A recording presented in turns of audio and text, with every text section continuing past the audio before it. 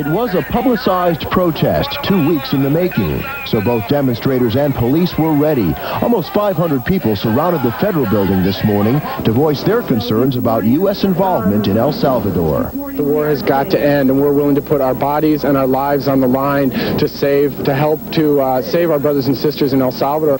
The goal of the protesters was to keep federal workers out of their offices. Nearly 70 people were arrested, and that number grows during the noon hour as more people are booked at the police station. I think it went smoothly. The demonstrators did get their point across in terms of their message, but then also as the needs arose where we had employees coming into the Federal Building, we worked out a system where we were able to take them one entrance at a time and bring them through past the blockade.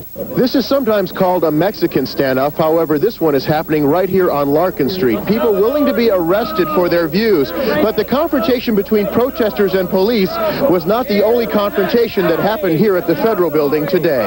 Go to Washington, D.C. and voice your opinion over there. You have to be right here. You don't have to be here. Even though most workers did get into the building, many were upset that the protesters' right to demonstrate conflicted with their right to work.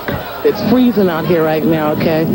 If they want to protest, why don't they just get on the bus and go to Washington, D.C. to the source and let us go to work? The streets around the Federal Building have reopened. Jerry Grant, Channel 5 Eyewitness News. A dangerous...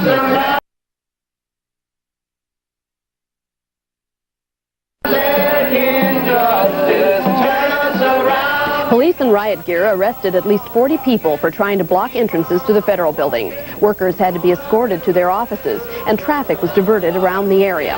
The demonstrators say the protest was timed to coincide with the start of a new congressional session. They want lawmakers to begin their legislative year by cutting all U.S. aid to the troubled Latin American nation.